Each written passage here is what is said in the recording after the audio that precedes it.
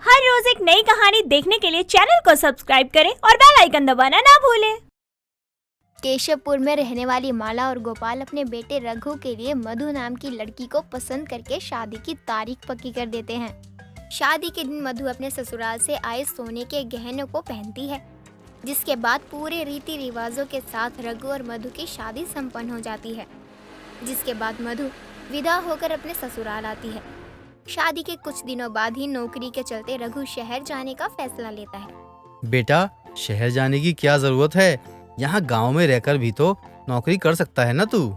पिताजी, मैं शहर जाना चाहता हूँ क्योंकि ना वहाँ ना ज़्यादा आमदनी होती है और यहाँ कुछ कर नहीं पा रहा मैं, इसलिए मैंने फैसला लिया है कि मैं शहर जाऊँगा। लेकिन बेटा, शहर जाने के लिए पैसे भी तो चाहिए होंगे, वो कहाँ से आएंगे? जो जमा पूंजी थी वो तेरी बहन और तेरी शादी में लगा दी हमने, और घर का गुजारा भी इनकी पेंशन से होता है। माँ, पिताजी आप चिंता मत कीजिए, पैसों का बंदोबस्त मैं कर दूंगा। आप मुझे ना शहर जाने दीजिए बस। माला और गोपाल अपने बेटे की जिद के आगे कुछ नहीं कहते। एक हफ्ते बाद रघु पैसे का इंतजाम करके शहर के लिए निकल जाता है। एक रोज मधु जब घर के बाहर झाड़ू लगा रही होती है, तभी उसकी ननंद निराली अपने मायके आती है। अरे ननद जी, आप अचानक यहाँ कैसे? क्यों नहीं आ सकती क्या? आपसे पहले ये मेरा घर है भाभी, मैं जब चाहूँ यहाँ आ सकती हूँ। मेरे कहने का वो मतलब नहीं था, मैं तो बस आपसे पूछ रही थी। मैं आपके पूछने का मतलब अच्छे से समझती हूँ भाभी, आप सामने से हटिए। निराली का ये बर्ताव मधु को कुछ समझ नहीं आता। तभी निराली अंदर चली जाती है। निराली को अचानक अपने ससुराल से घर आते देखकर माला और गोपाल उससे कारण पूछते हैं। तभी निराली गुस्से में, माँ, पिताजी, मुझे आप लोगों की बहुत याद आ रही थी, तो बस मैं कुछ दिनों के लिए चली आई आपसे मिलने, पर लगता है आप लोगों को मेरे आने की खुशी नहीं हुई। नहीं बेटा, ऐसी बात नहीं है। तू अचानक आ गई तो हमें लगा कि कहीं कोई बात ना हो गई हो। बिल्कुल, मुझे भी ऐसा ही लगा था, इसलिए मैंने आपसे पूछा था, लेकिन आपको तो मेरी बात का बुरा ही लग गया। अब ये सब बात छोड़िए माँ, मुझे बहुत भूख लगी है, तो आपके हाथ का मेरे लिए कुछ अच्छा सा बना दीजिए। चलो अच्छा है, माँ जी खाना बनाएंगी तो इसी बहाने मुझे थोड़ा आराम मिलेगा। ऐसे ही मधु अपने ससुराल वालों के साथ खुशहाल जिंदगी बिता रही होती है। कुछ दिनों बाद मधु अपनी सास के दिए सोने के गहने पहनकर अपनी एक सहेली की शादी में जाती है, जहां उसकी बाकी की सहेलियां भी आई हुई होती हैं। सभी आपस में बात कर ही रही होती हैं तो मधु की एक सहेली वंदना उसके गहनों को घूर घूर कर देखने लगती है। अरे वंदना, बस कर, कितना घूर रही है मेरे गहनों को? इतने पसंद आ गए क्या तुझे? पसंद? और मुझे? अरे मेरे पास इससे अच्छे अच्छे और असली गहने हैं, मुझे ऐसे नकली गहने पहनने का शौक नहीं है। नकली गहने? कुछ भी मत बोल वंदना, मैंने असली सोने के गहने पहने हैं, समझी ना तू?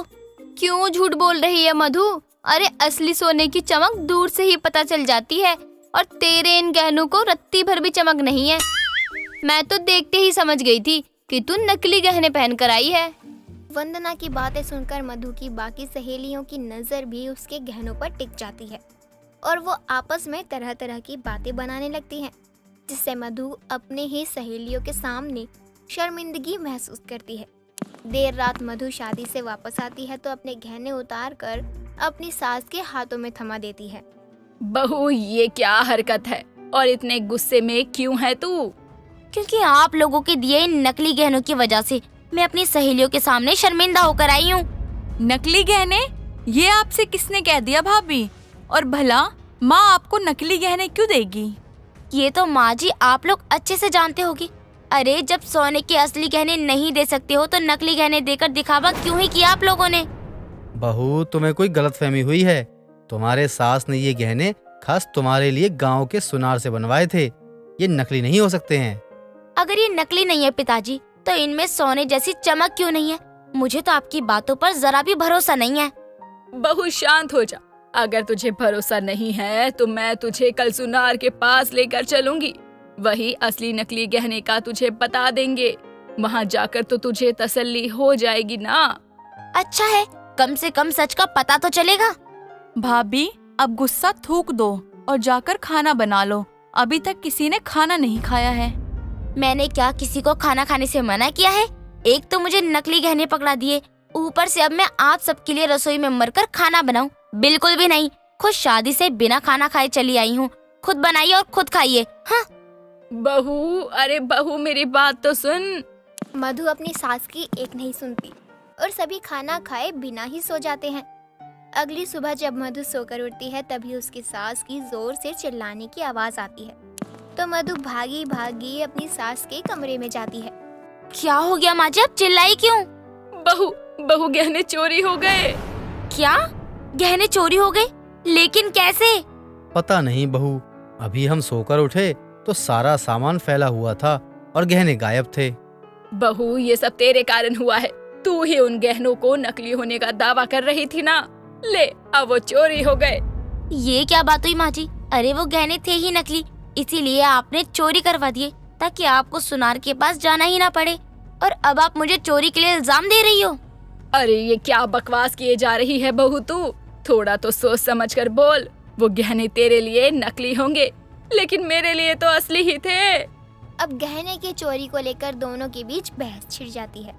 तो वहीं गांव के सुनार की दुकान पर एक लड़की आती है जिसने चेहरे पर नकाब पहना था और वो कुछ सोने के गहने बेचने आई थी।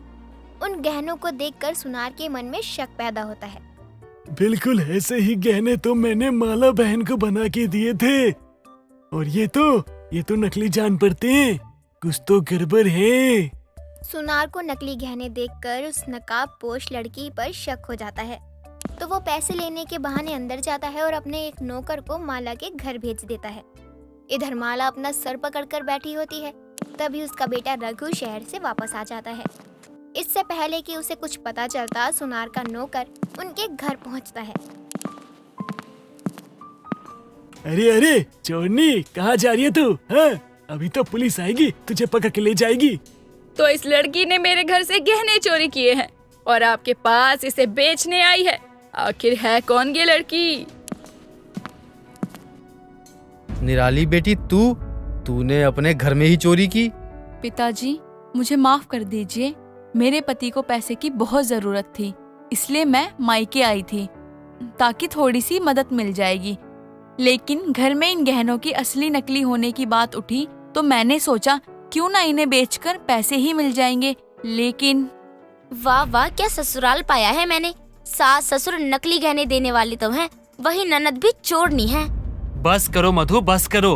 अरे माँ, पिताजी ने तुम्हें नकली गहने नहीं दिए थे, बल्कि मैंने असली गहनों को बदल के सुनार के पास गिरवी रख दिया था ताकि कुछ पैसे आ सके और मैं शहर जा सकूं, काम कर सकूं और पैसे कमा सकूं। लेकिन आप सबको मैंने ये बात नहीं बताई क्योंकि मैं नहीं चाहता था आप लोगों को दुख पहुंचे।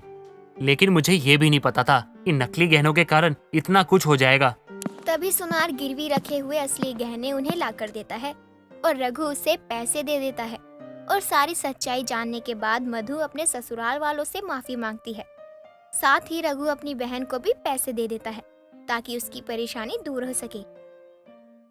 दोस्तों, अगर आपको ये कहानी पसंद आई तो इसे लाइक करें, शेयर करें और कमेंट करके बताएं कि कहानी में आपको सबसे अच्छा क्या लगा।